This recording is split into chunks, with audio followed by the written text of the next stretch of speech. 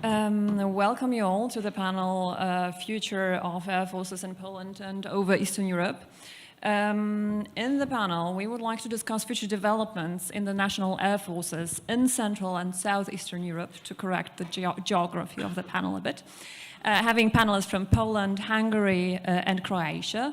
And I'm pleased to introduce our panelists starting from Mark Gunzinger, Senior Fellow in the Center for Strategic and Budgetary Assessment in the US, previously serving as the Deputy Assistant Secretary of Defense for Forces Transformation and Resources. Then we have with us also Brigadier General Zdravko Jakub, State Secretary in the Ministry of Defense of Croatia. General Jakub is, to be precise, Assistant Minister for Material Resources at the Croatian MOD. We have with us also Ferenc Kalmar, Advisor in the Hungarian Ministry of Defense, and retired Colonel Christian Zień, Senior Fellow, Kazimierz Puławski Foundation.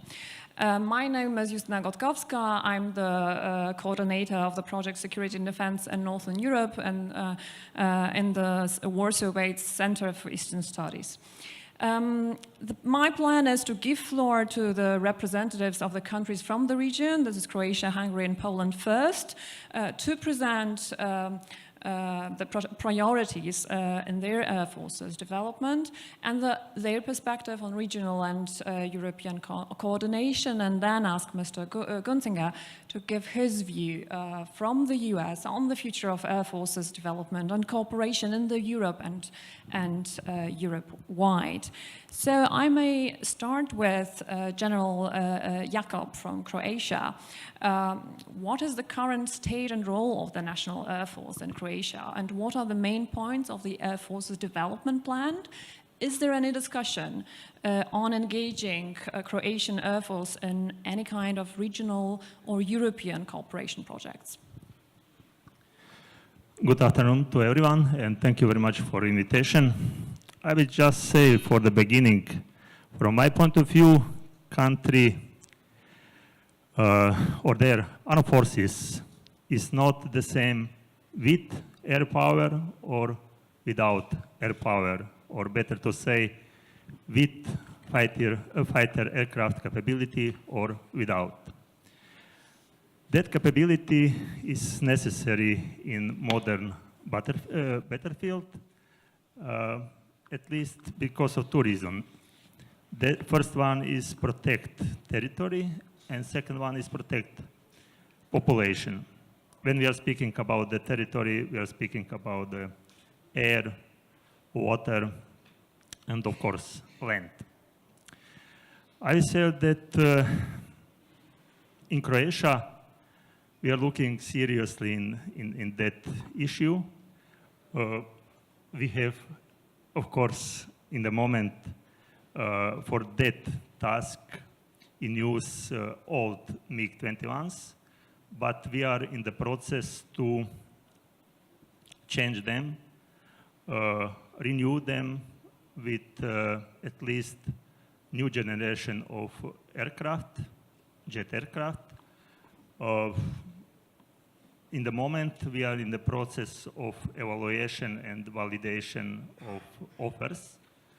Just months ago, we sent out a request for proposals, and we get to 5 countries. It means to US, to Israel, to Greece, to Sweden, and South Korea.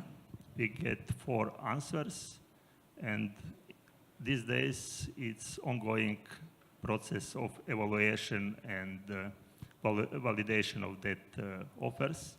Hopefully, we will finish with that process this month, according to plan.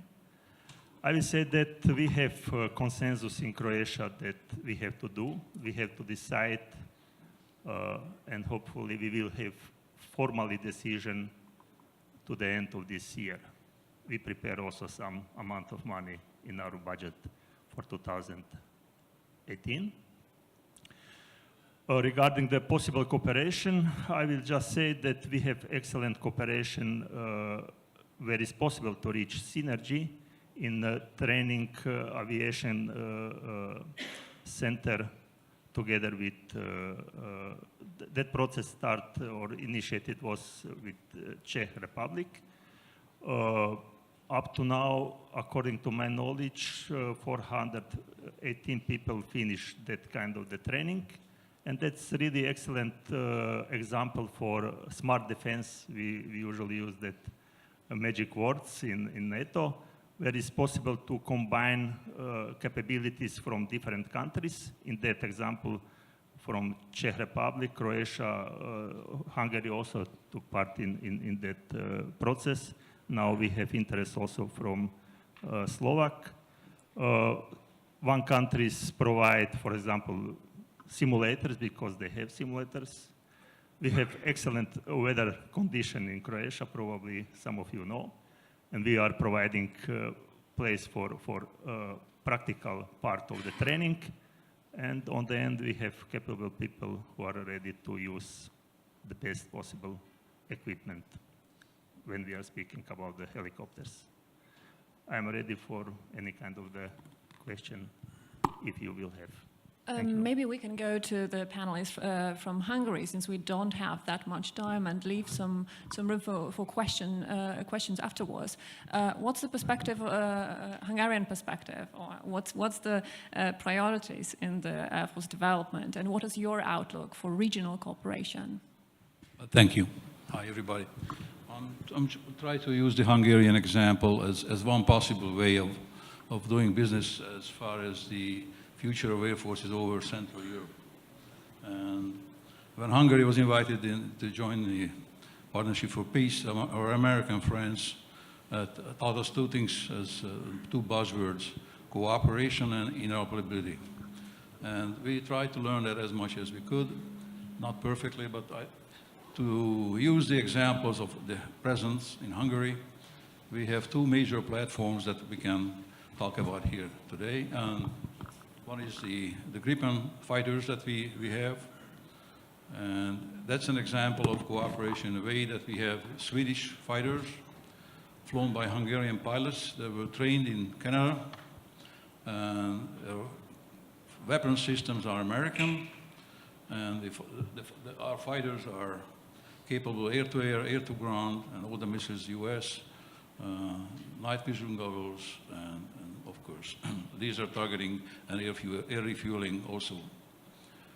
Now, that said, the real missions that we have been flying and doing is since 2008, Hungary has been participating in the Baltic air policing mission, doing one slot in 2015, and it's rotational, you might know that. So next Hungarian slot is going to be 2020.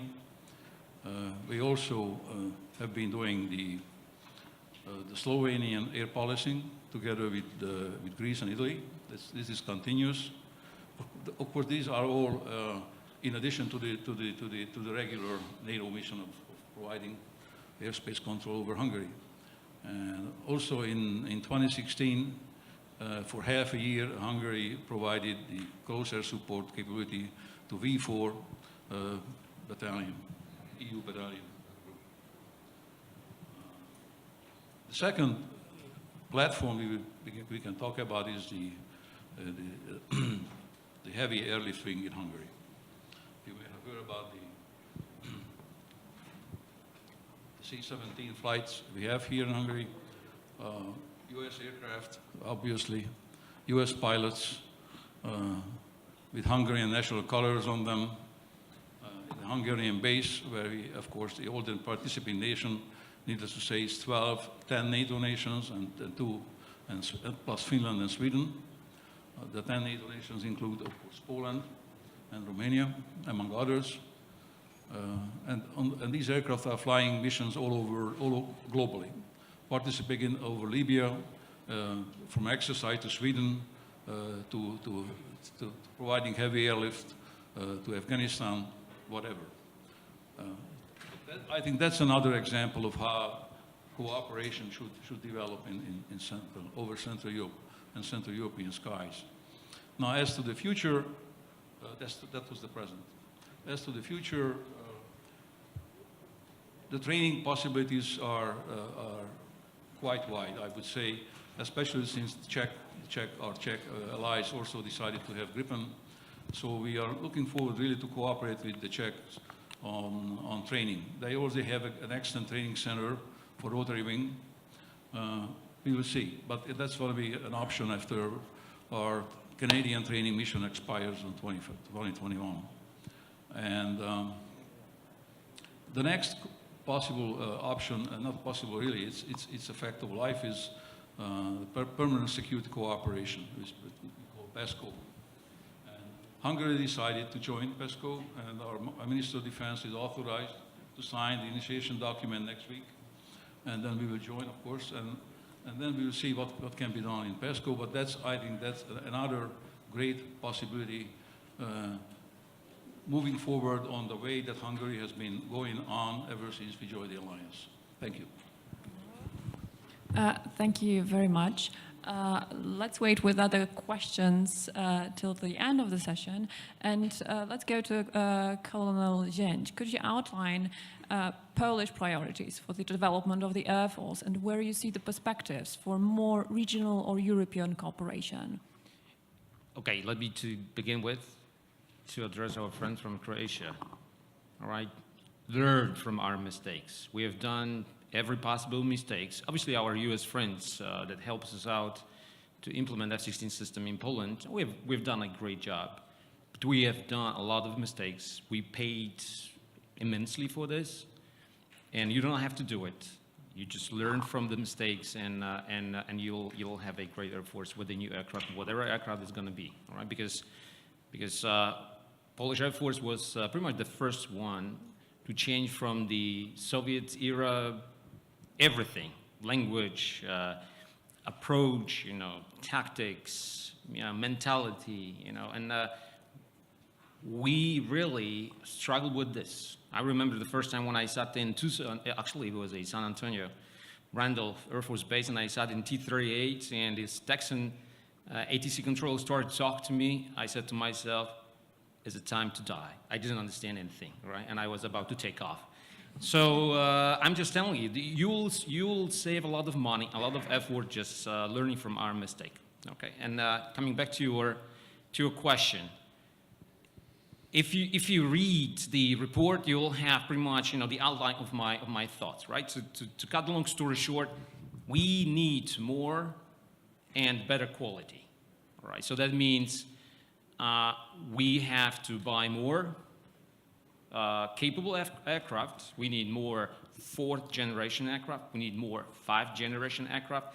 We need aircraft which is the air dominance aircraft. Okay, and I know that we all wish to be a second Switzerland, right? To have a big budget, right? And to buy all those toys. Okay, we don't. We have those constraints, so we have to be smart with our wishes, with what we want. Okay, but nevertheless, Polish Air Force and Polish Air Defense, Polish integrated air defense system need more assets. It need more aircraft. It need more refueling, or it need actually refueling capabilities. It needs aerial C2, C4 systems. It needs aerial ISR to perform a real-time targeting in a extremely mobile environment. We need very good JTACs. We need some very state-of-the-art digital system to pass the information for a DCAS real-time about passing the information about in the real time about the location of potential targets. There is a lot of needs, right? So this is the quantity and the quality. We can have everything, right? We can have the fastest car, right? Like Formula One. But if you don't have a driver that can cope with this car, it's pointless, right? And that is exactly what is true in the modern, or actually in the fighter jet world. You can have the state-of-the-art aircraft, but if you don't have a skilled pilot, you can scrap it. You don't need it. The pilot's going to be even dangerous for himself. Okay, so therefore we need a very good state-of-the-art training system, starting with Demlin. I'm looking at you, Peter, right? This is your role to set up a state-of-the-art basic course in Poland. Just forget about the US, about all those millions that we are pouring there, right? We need to have something in here in Poland. And then we have to have a state-of-the-art training system for tactical pilots, for F-16, whatever, F-35, Typhoon, whatever Gripen or a Mirage is going to be, or Rafale. But we have to have these systems in here, right? And those are the mistakes that we have done and we are still doing, okay? And so this is like, everybody should understand it, right? That the quality is, and it's easy to understand, right? Everybody understands that the quality is important, right? But it's kind of like painful to understand to those who are decision makers that, people are lying to themselves, right? So I know it's strange, and I'm not in the military anymore, right? So I can. This is why. This is great not being in the military, because I can tell you all those stuff. And I promised to General Majewski that I'm going to be talking those things, being with you. So once again, quantity and quality. Those are the two things that we need. If we really think about using the money that we are paying at the taxpayers and use it efficiently, right? So this is not like, I don't want to pay for the army that doesn't really serve my rights, right? Or my purpose. I want an army, I want the Air Force that's going to be using my money as a taxpayer efficiently, right? So quality and quantity. Quantity, quality, yes. But what about regional cooperation? I think Poland understands its role in the region as a kind of a hub, regional leader that tries to integrate also the neighbors, smaller neighbors. We would like to do that in the land forces. What about the Air Force? What's your opinion? Okay, obviously cooperation in the Air Force is a key, and being in NATO is awesome because everybody uses the same tactics and everybody speaks the same language. There are issues with the level of training or level of quality, and I've seen it many times. Composing multinational commandos, and we had pilots from different countries, and there was a high quality, medium quality, and low quality, right? And that was sometimes difficult actually to compose the commando from all those. But still, we are NATO, have the same tactics, we've got the same language, so this is good, okay? As far as the regional cooperation, this is a key for us, right? Sometimes we've got a problem to admit who should be the leader in it, okay? So where should be, for instance, the training center for our countries, okay? And obviously, Croatia and countries in the south, they want the training center in Croatia, right? And they are saying they've got beautiful weather, right? They've got, certain assets, right? In Poland, we want to have the training center in Demlin, right? We got the beautiful airspace. Yeah, we have, they are saying we have, not that good weather, right? But if we go for a combat, are we going to be choosing the weather? In this part of Europe, we're gonna be fighting in clouds, right? It's just like I was flying in the US 2 years without single cloud. When I came back to Poland, 4 months without sun. So this is one thing, right? We have to find out where some assets will be located. And for instance, I'll give you the example of Romania, right? They have purchased 16 F-16s, right?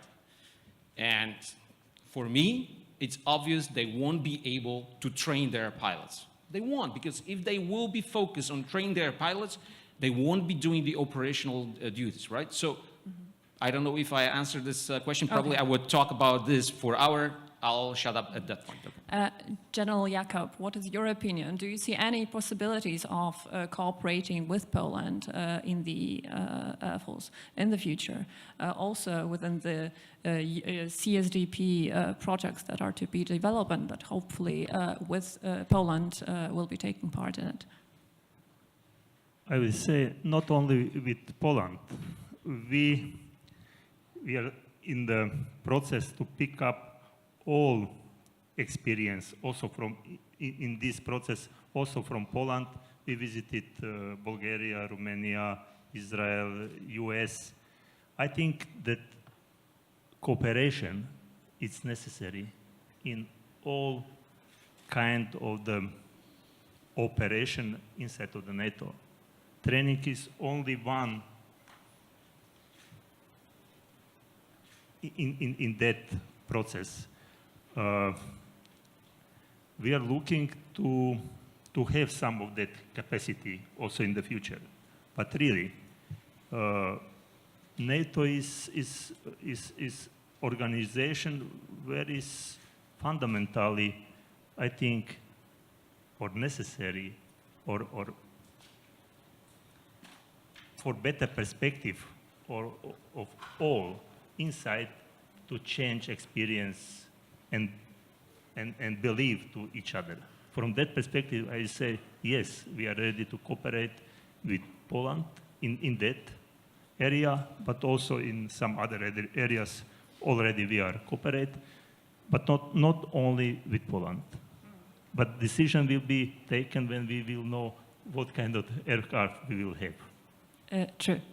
Maybe I will ask Mr. Gunzinger about the outsider perspective. What does the US expect, apart from buying American, from the allies in Central and Southeastern Europe with regard to the development of the air forces?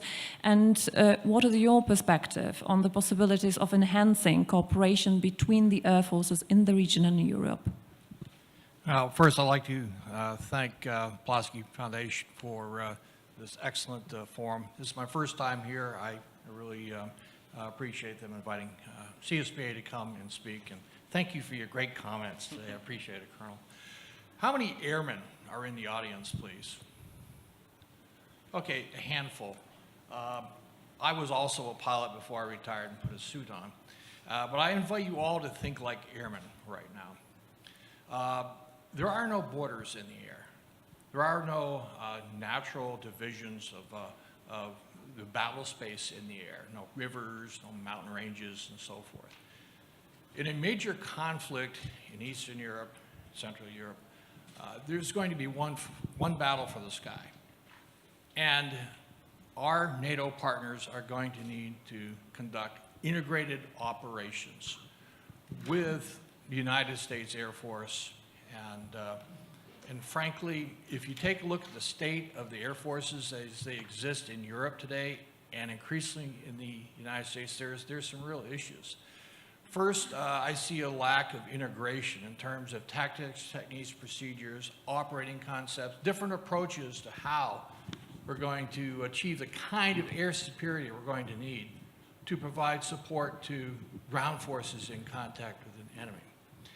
I see a lot of different kinds of systems being pursued by different NATO partners, which is going to make it more difficult to be interoperable, to fly from each other's bases, from using the same kinds of munitions, to have, frankly, interchangeable air crews in some cases.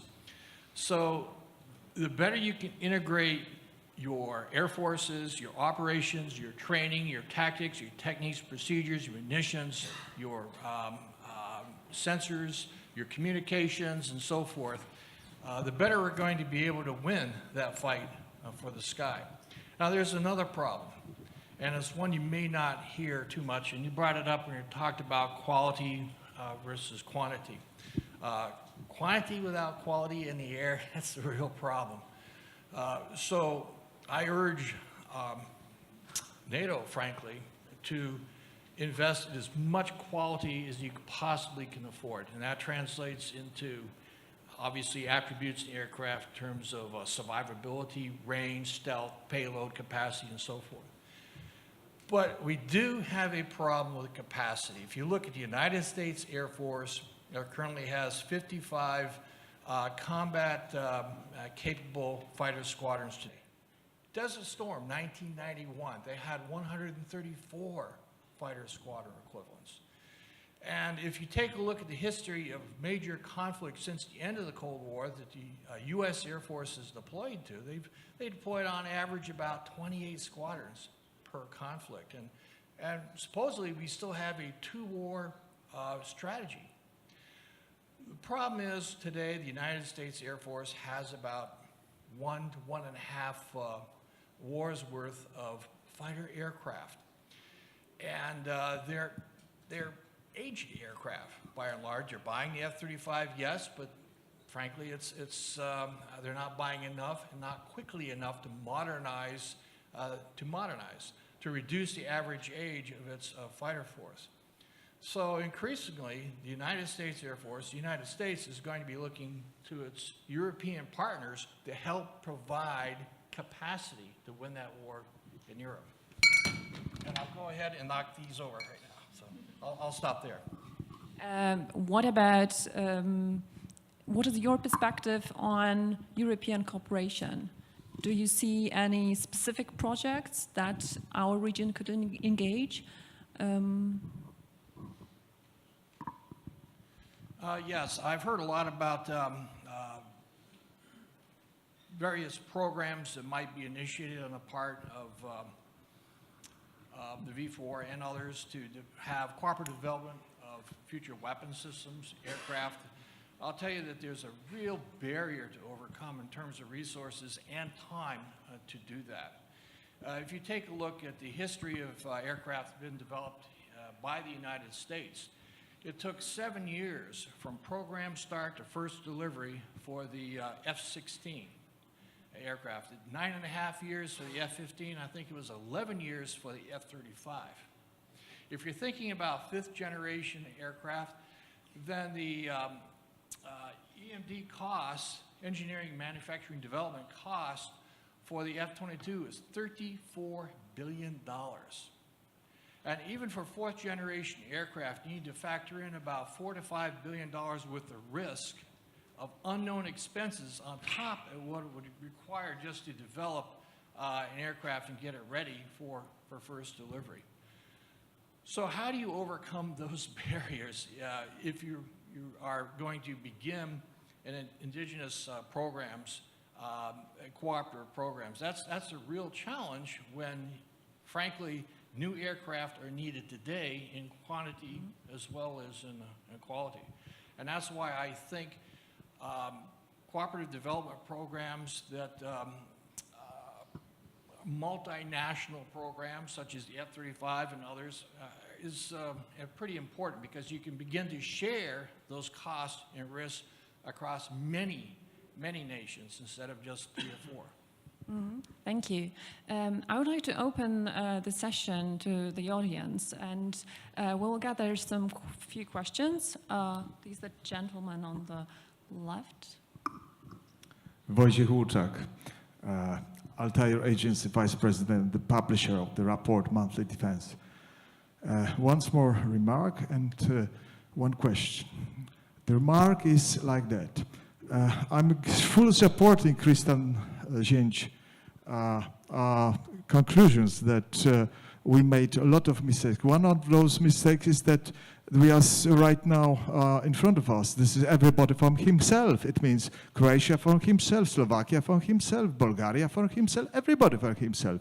We did not consider even coordination, integration, on even some processing, even in selection of the future fighters. So everybody for himself. The same is in Central and Eastern Europe, in NATO countries, in the land forces equipment. Everybody for himself. Will it armored transporters? Everybody has for himself. So I wish success in that way. And the question is to our Croatian magnificent guest. Could you please, sir, could you please provide us some information? What fighters are on the top of your, let's say, wanting list? You consider to buying something. We follow in the report Monthly Defense your attempts to buy something. So your wanting list in the fighters. Thank you very much. Thank you. The second question that I saw. Yes, hello, it's Heilig. Colonel, you was saying about, when asked about the trading cooperation, you was referring to NATO and cooperation with Romanian pilots, possibly. What about non-NATO countries, maybe Nordic countries, Finland, for example? Yes, any other questions? I would add another question to the round. We are talking about, in Europe, about CSDP coordinating, enhancing European cooperation, specializing more. Do your countries, Croatia, and my question goes to the guests from Hungary and Croatia, do you think in a future perspective of 15, 20 years about specializing, giving up certain capabilities and specializing in others? For example, giving up tactical some capabilities in the Air Force and concentrating, for example, in developing the land forces. Maybe we can start with General Jakob. Thank you very much for the questions. I will try to answer to auditorium. During my previous part, I mentioned that we sent out to 5 countries requests for proposals, and we get answers from 4 of them. I could say that because you know that evaluation and validation process is something what is under the project management team. I said that we are speaking about F-16 and Gripen in the moment. That's offer from that 4 countries. Regarding the specialization, I will try to answer in that way. Everyone needs some general knowledge, and it's excellent when you could prefer some specialization in the way where you are the best. I hope that we will find solution where we could offer to our partners the best to reach synergy.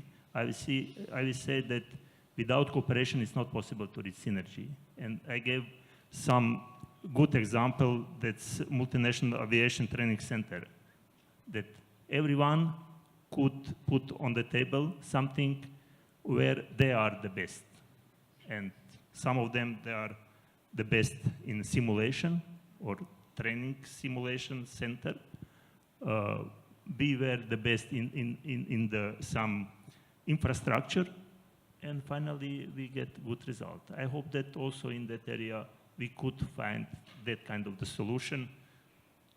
Also take in account interoperability, or better to say, common goal. Thank you. What about Hungary? Do you think about specializing yourself tend on to certain believe- thank you. capabilities? Yeah, we tend to believe that we should set realistic sites realistically and objectives that are achievable. Now, commonality in platforms is clearly not one of those. But we must and should have commonality in air combat, command control, air-to-ground combat command control, and all kind of communications, among other things. And of course, the weapon systems commonality as well. Now, as to the future of cooperation, and especially in training and other fields, we have the European Defense Agency, and I'd just like to draw the attention that this agency has really have great plans. Now these plans need to be carried out, but they really have great plans for setting up training centers for fixed wing and rotary wing aircraft. These training centers could be, it's not decided yet, in any Central European country or several countries as well. So that's an area where we already have the system. We just need to work the system. Thank you. And the question about cooperation with non-NATO countries goes to you. Colonel, yeah. Okay, thank you. I just address what Wojtek Łuczak just said. Okay, so just answering to your question, right? Look for the geography and you'll find the answers, okay? Do we have the same, should we have the same policy as Croatia has? We've got a different geography, right? So, and we can go at that point to the question that the gentleman at the end has actually asked the question about the Finland, right? Right now, we should have a closer ties with Finland right now. We've got pretty much the same threats. We should, pretty much, everything is that get us closer to Finland right now. So we should definitely talk to Finland, to Sweden about tightening the cooperation. Geography runs the geopolicy. And for years in Poland, nobody was taught about geopolicy, for years. And I see your face and you should waving your hand, right? Because nobody was teaching us geopolicy because nobody was supposed to be smart with the geopolicy, okay? Now it's time to get smart and to see what's the geopolicy, what we should do, okay? And yes, cooperation with Finland and Sweden is very important. Cooperation, obviously, with Croatia, Hungary, and Slovakia and Czech Republic, obviously, is important as well. About the cooperation, the question, what was your question? Because I was just focused on those questions. It was about the cooperation with non-NATO countries like Finland and Sweden that you've answered. Yeah, we had the discussion during a wargaming that we have performed in a Pulaski Foundation with General Breedlove. And we had all those discussions. Everybody was actually pointing out, hey, look, for Finland, they are pretty much in the same geopolitical situation. They've got a very long border with Russia, and we don't want to say that we are getting prepared for war, right? But that we have to do this, right? Mm-hmm. So therefore, yes, definitely cooperation with Finland, cooperation with Sweden, cooperation with Baltic states, right? With Ukraine and obviously the Central European countries. And one thing more I just want to add, since Poland has F-16s, right? Romania has F-16s. Maybe Croatia will have F-16s, right? Why don't we think about one logistics center for this aircraft, one overhaul center for this aircraft, one training center for this aircraft, common purchases for weapons, common purchases for spare parts. This is so easy and nobody picks it up, right? That should be done in the first place, and then we can save a lot of money. And then this money we can put into hospital and education, right? Thank you very much. This is an excellent point ending our discussion, but I would like to give a room for final words for Mr. Gunzinger. Yes, thank you. The United States has 4 air forces. And you said, Colonel, learn from your mistakes. Well, learn from our mistakes as well.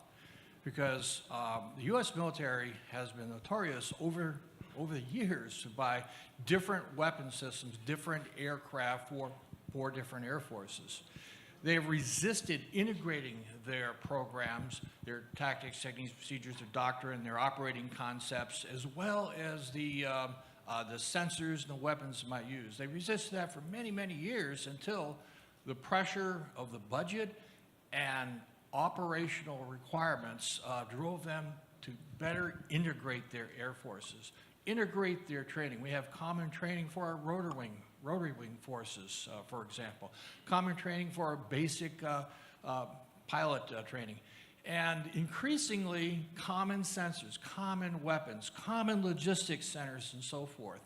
And our services have concluded that they have to continue this integration to figure out what each service should increasingly specialize in, and perhaps what they should give up to allow another service who might better perform that mission, allow them to take lead on it. And I think that's a great example for other air forces of the world that need to integrate their operations and their capabilities.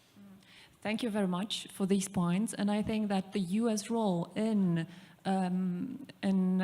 making cooperation of air forces and armed forces in our region possible is, I would say, crucial, since the national obstacles are so strong that I think and strongly believe that an input from outside the region is also needed to make us cooperate more.